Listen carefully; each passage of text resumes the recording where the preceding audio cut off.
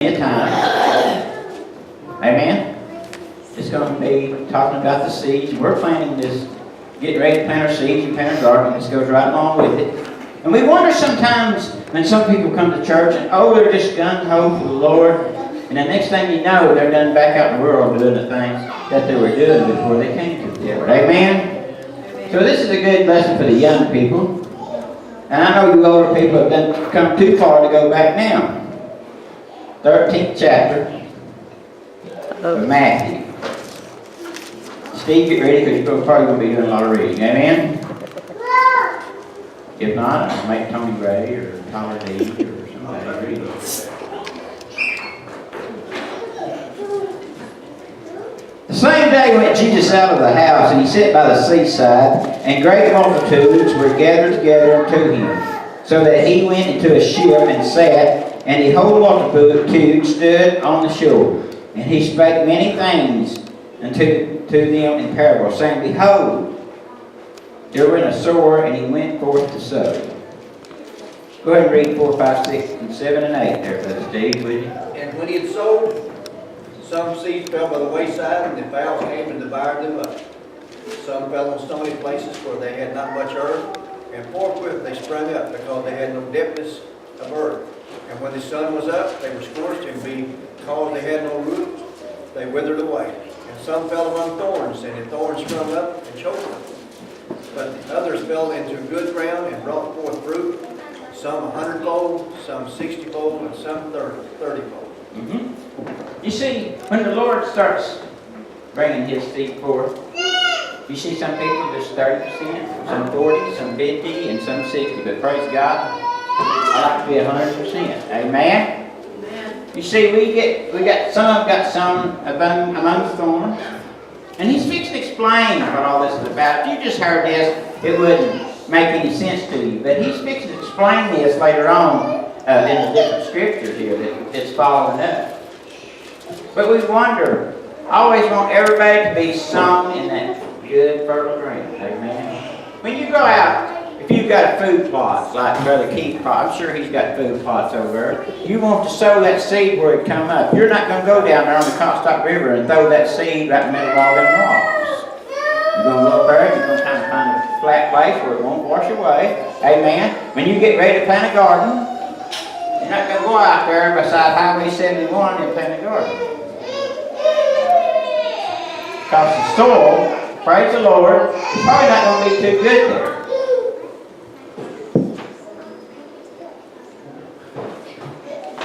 Who hath ears to hear, let him hear. And the disciples came and said unto him, Why speakest thou unto them in parables? He answered and said unto them, Because it is given unto you to know the mysteries of the kingdom of heaven, but to them it is not given. You see, there's people out there today that don't understand why you're at church this morning. There's people out there today who don't understand what this Word of God means. I've heard them say, well, I read it, but it just don't mean a lot to me. I just can't make sense out of it. Because they don't know the Lord Jesus Christ. And once they turn to the Lord Jesus Christ, even though I've read this thing hundreds of times over my life, He still reveals something to me. And I'm fixing to be 61 years old, and He still reveals this. Something new. It just goes off like a light bulb when He explains it to you. Go ahead and read 12, 13, 14, and 15. Because whosoever hath, to him shall be given, and he shall have more abundance. But whosoever hath not, from him shall be taken away, even that he hath. Therefore speak I to them in parables, because they see not, and hearing they hear not, neither do they understand. And in them is fulfilled the prophecy of Isaiah, which saith, By hearing ye shall hear, and shall not understand, and seeing ye shall see, and not perceive. For these people's heart is waxed gross, and their ears are dull of hearing, and their eyes they have closed, lest at any time they should see with their eyes, and hear with their ears, and should understand with their heart, and should be converted, and I should heal them. They should be what? Healed. And what? Converted. Amen. Yeah. You see, that's why He spoke in parables. They didn't understand what he was saying there. And if you read some Bible verses, and they're in parables, and you don't understand, you pray, and the Lord will reveal them to you. That's right. He'll open up to you and say, oh, And I'm gonna give you a good example here. Once I was testing, or I was wondering, and I was asking God. I said, "How come you withered that old fig tree when you walked by?" And I kept wondering, "Well, why did He do that?" He said, "You know what He told me, Sister Debbie? He said, I want you to bear fruit when I get ready for you to bear fruit." Amen. But it wasn't even in season. He said, "I want you to bear fruit when I get ready for you." You see, it went back to what we were saying this morning about obeying God. Amen. Yes. Obeying God. And it's all about obeying when He tells you to do That's something. right. You see, He's already working. And I preached on this and preached on that. He's already working on the other end. Yes, He is. Praise the Lord. I believe it. I know it. Yes. Used it. Done it. Praise the Lord. So that's why He's doing in parables here. He told you why. Go ahead and finish on around about 24, would you, Brother Steve? But blessed are your ears, for they eyes, for they see, and your ears, for they hear.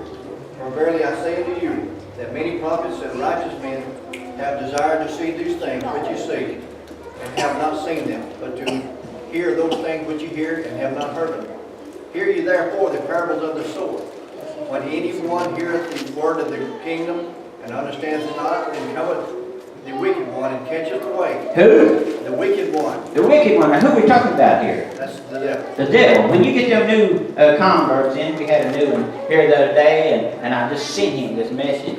Oh, Brian, I sent him this message. Travis, hoping he'd get it. Talking about when you first get in, and oh, it's so good, and it's so easy, and oh, I got that first love. But pretty soon, that old wicked one's going to come along, and he's going to throw some stuff in your room. That's right. Is that right, buddy? He's going to throw some stuff like you haven't believed. It could come your way. Oh, but you hang on to Jesus with everything you got. Amen. And Travis, you'll win in the end, I promise. Amen? Praise the Lord. God's good. Say amen? Amen. Keep going, brother. Then cometh the wicked one, and catches away that which is sown in his heart. This is he which receives seed by the wayside. But he that received the seed into stony places, the same as he that heareth the word, and anon with joy receiveth it. Yet he hath he not ruined in himself, but dureth for a while. For when tribulation or persecution ariseth because of the word, and by he is offended. He also that receives seed among the thorns is he that heareth the word, and the cares of this world, and the deceitfulness of the riches choke the word, and he becometh unfruitful. Number 22. Hold on right there. Okay. Now that happens a lot. Praise the Lord. Yes. Oh, we're doing good. Everything smooths out. Of course, Lord's got us, and everything's running just real smooth. And all of a sudden, you know, here comes somebody with a little extra better job. Well, I got to work on Sundays. I got to quit going to church. The next thing you know, well, you got a little more money, so you can do this. Amen. You don't put Jesus first, in other words. Amen.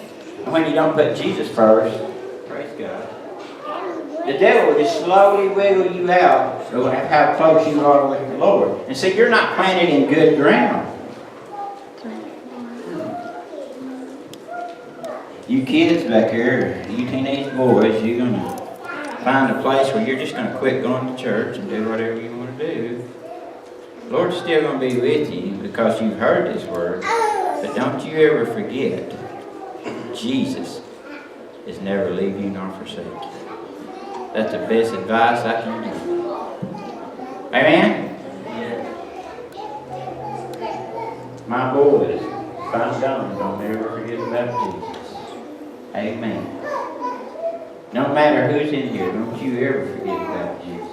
Amen. Because the devil will try to come away and wash you off of your place. He will try to pull you up by the roots and set you somewhere else. But you just remember one thing, praise God, we win in the end. Yes. Amen. Go ahead and read, Brother Steve. But he that receives seed unto the good ground is he that heareth the word, and understandeth it, which also beareth fruit and bringeth forth, some 100-fold, some 60, and some 30. Another parable put he forth unto them. The kingdom of heaven is like unto a man which sowed good seed in his field. But while men slept, his enemy came and sowed tares among the wheat, and went his way. But when the blade was sprung up and brought forth fruit, then appeared the tares also. So the servants of the household came and said unto him, Sir, didst not thou sow good seed in thy field? And whence then hath the tares? And he said unto them, An enemy hath done this. The servant said unto him, Wilt thou then that we should go and gather them up? And he said, Nay, lest while you gather up the tares, you root up also the wheat with them. Right. Amen. Let both grow together until the harvest.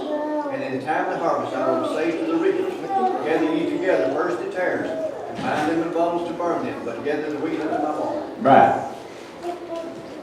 I planted tomatoes last year, and there's some kind of old pigweed or something come right up, and I'd pull that old pigweed out. But every time I pulled it up, they got so big, they started pulling up my tomato vine roots, and then they started dying. So then, I said, well, I'll just pick my tomatoes and then I'll burn that thing off. Try to get rid of some of them old pigweed. And they look kind of like a tomato vine when they're coming up. They kind of look like it, then all of a sudden they're not bearing any fruit.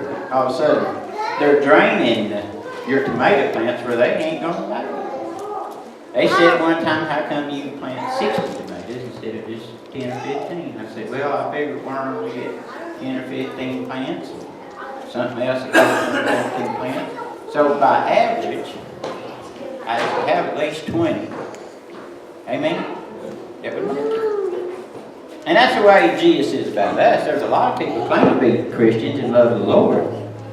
Oh, but they don't know Him. And once you know Him and find that Jesus love, Brother Keith, it's just so much different. Praise the Lord. Amen. By the way, we are on YouTube. If nobody wants to be on YouTube, you just got to tell us and we'll just push you off the table. Amen. Praise the Lord. Everybody get anything out of my message this morning? Amen. Do you understand about planting? Do you understand about being solid in Jesus Christ? Do you understand about, sometimes you have to go to church and get a little bit of water and fertilizer on you where you can grow. And do you understand that the more you grow, the more He's going to ask of you? Amen? Do you understand that He's coming back soon? And He's looking for a people that's ready to go? Amen? Do you understand about all the things that we've been going over in the last 2 months? About how it's important to be 100%. It's important, praise the Lord, to pray for others. It's important to love others. Because you're going to need prayer one of these days. Yes, amen. Amen? Believe me. Once you get saved, it's not just smooth honey. Somebody's going to drag you through the dirt. The devil's sure going to be after you. And you say, well, why would I want to be saved? Because it's just a better way. All the way around, that Jesus' love is just so different and it's such a better way. And I can sit up here and talk all day. But until you find it, until you know it, amen.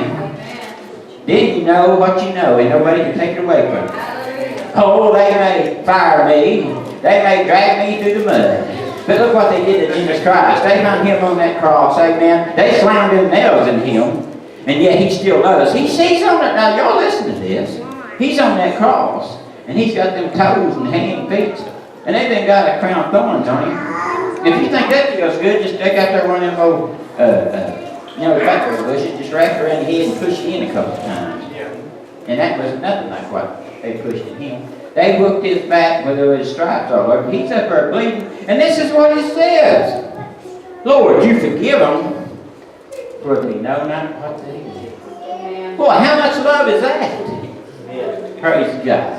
So what I'm telling you this morning is be planted in Jesus Christ. All these scriptures are in here for a reason. Those parables are in there for a reason. My son told me, he said, Daddy, they didn't print that Bible for nothing. He said, it's put there for a reason. Yes. Thank you, Tony, brother. Praise God. I have to go over to his house sometimes and just get a little, it kind of straightens me off, he thinks. So thank you, son. He loves me, though. You love me, son, don't you? Praise God. Amen. You know we wouldn't disobey our fathers, so why would we want to disobey our God? Amen? And we do. We go right the opposite way. Those people that are not planted in Jesus Christ, we got to be real gentle with them. Amen? For a while. Get them in. They're on milk. All them little obedience up there. I don't ever just jump all over because they're hanging on me when I'm preaching. Because they're going to grow up one of these days and they're going to go on for Jesus Christ, Christian. Amen. It's important.